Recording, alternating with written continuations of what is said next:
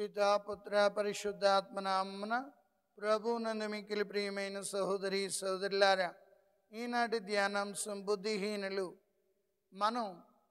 ఈనాడు మనం ధ్యానిస్తున్నాం. ఎవరు బుద్ధిహీనులు అనగా కీర్తన 14:1 చెప్పినట్లుగా దేవుడు లేడని మనస్సులో తలంచువారు బుద్ధిహీనులు.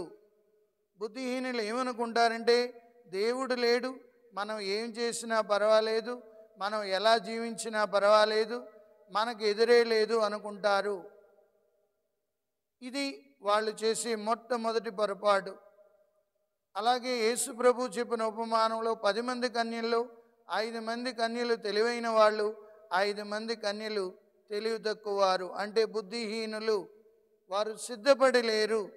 ఎవరెవరైతే సిద్ధపడి లేరో వాళ్ళు దేవుని యొక్క అనుగ్రహాన్ని కోల్పోతారు, దేవుని యొక్క కరుణను కోల్పోతారు.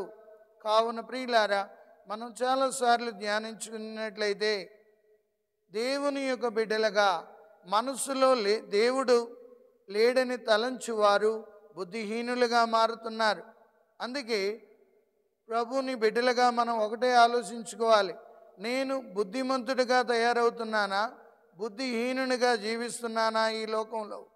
అందుకే మత్తయి శుభవార్త 7:24 నా బోధనను ఆలకించి పాటించి ప్రతివాడు రాతి పునాదిపై కట్టిన ఇంటిని కట్టిన బుద్ధిమంతుని పోలి ఉన్నాడు. జడివానల కురిసి పెనుగాలులు వీచి వరదలు వెల్లువలై పారిన ఆ ఇంటికి ఏ అపాయమో కలుగుదంటున్నాడు. నా బోధనను ఆలకించి పాటింపనివాడు బుద్ధిహీనుని పోలి ఉన్నాడు. జడివానల కురిసి పెనుగాలులు వీచి వరదలు వెల్లువలై పారినప్పుడు ఆ ఇల్లు నేలమట్టమవును. బుద్ధిహీనుని ఇల్లు నేలమట్టమవుతుంది, బుద్ధిమంతుని ఇల్లు నిలబడగలుగుతుంది.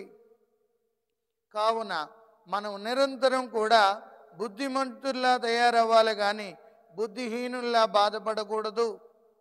5 కన్యలే దేవునితో వెళ్ళగలిగారు. 5 కన్యలు బయట ఉండి బాధపడ్డారు, దుఃఖించారు, శ్రమపడ్డారు. ఆ రీతిగా వాళ్ళ జీవితాలు వ్యధనుంది. ఇక రెండో అంశం ఏంటంటే ఎవరు బుద్ధిహీనులు అనగా, మనం చూసినట్లయితే దేవుని యొక్క బిడ్డలుగా జీవించలేకుండా చెడు అలవాట్లకు బానిసలైన వాళ్ళు.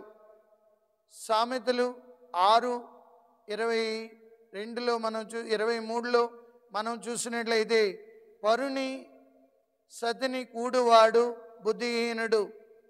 చెడ్డ కార్యాలు చేసుకుంటూ చెడు కార్యాల్లో నిమగ్నమయ్యుంటూ దేవుని లెక్క చేయకుండా పాపభీతి లేకుండా జీవించేవాడు బుద్ధిహీనుడు. అక్కడ క్లియర్గా రాయబడి ఉంది, పరుని సతిని కూడువాడు తన చావును తానే కొని తెచ్చుకొనెను. అంటే వ్యభిచరించువాడు తన చావును తనే కొని తెచ్చుకుంటున్నాడు. బుద్ధిహీనుడు తన చావుని తనే కొని తెచ్చుకుంటున్నాడు. ప్రియులారా, ఇక మూడవది బుద్ధిహీనుడు ఎవరు అంటే దౌర్భాగ్యము చేత మనోదౌర్భాగ్యము చేత ఆటలాడువాడు. దేవుని యొక్క బిడ్డలుగా మనం ఎల్లప్పుడూ ఈ ఇతరులు అనవసరమైన విషయాలలో పాలు పంచుకోకుండా తల దూర్చకుండా ఉండడానికి ప్రయత్నించాలి. మనోదౌర్భాగ్యం కలిగి ఉండి జీవిస్తూ బుద్ధిహీనుల వలె జీవించడం తయారవుతుంది. కావున ప్రియులారా, మనం దేవుని యొక్క బిడ్డలుగా బుద్ధిహీనులుగా జీవించకూడదని ప్రభు పరిశుద్ధ గ్రంథంలో పదే హెచ్చరిస్తున్నాడు.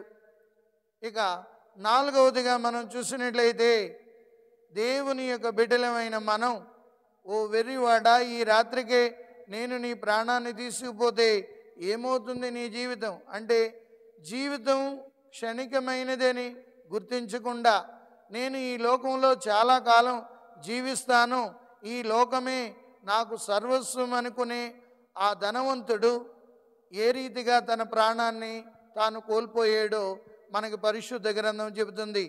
కాబట్టి మనం పరలోక వారసులము. అందుకే పౌలు గారు కొలస్సీయులకు రాసిన లేఖ 3:2 మీ హృదయములను పరలోకమందలి వస్తువుల వైపు లగ్నము చేయడు. కాబట్టి మనం అందరం పరలోక వారసులం. ఈ భూలోక జీవితం కొంతకాలమే, కానీ బుద్ధిహీనుడు అనుకుంటాడట నేను ఇక్కడే శాశ్వతంగా జీవిస్తాను అనుకున్నట్లు జీవిస్తూ చెడు కార్యాల్లో చెడు వ్యసనాల్లో పాలు పంచుకుంటూ భోగ విలాసంతో జీవిస్తూ దేవునికి దూరమైపోయేవాడే బుద్ధిహీనుడు. కావున ప్రభునందు ప్రియులారా, మనం పరిశుద్ధ గ్రంథాన్ని ధ్యానిస్తూ తెలివి తక్కువ కన్యల్లా కాకుండా తెలివైన కన్యల్లా, బుద్ధిగల కన్యల్లా కాకుండా బుద్ధిగల కన్యల వలె జీవిస్తూ హీనత కలిగిన కన్యల్లా జీవించకూడదు. అది మనం నేర్చుకోవాలి. ఈ 4 విషయాలు గుర్తించుకుంటే ఆ ప్రభు యొక్క అనుగ్రహాలు పొందుకోగలం. ఒకవేళ మనలో బుద్ధిహీనత ఉందంటే దాన్ని తొలగించి బుద్ధిమంతులుగా తీర్చిదిద్దమని పరిశుద్ధాత్మ దేవుని వేడుకుందాం. పితా పుత్ర పవిత్రాత్మ నామమున ప్రభు మిమ్మందరినీ ఆశీర్వదించి కాచి కాపాడునుగాక. ఆమేన్.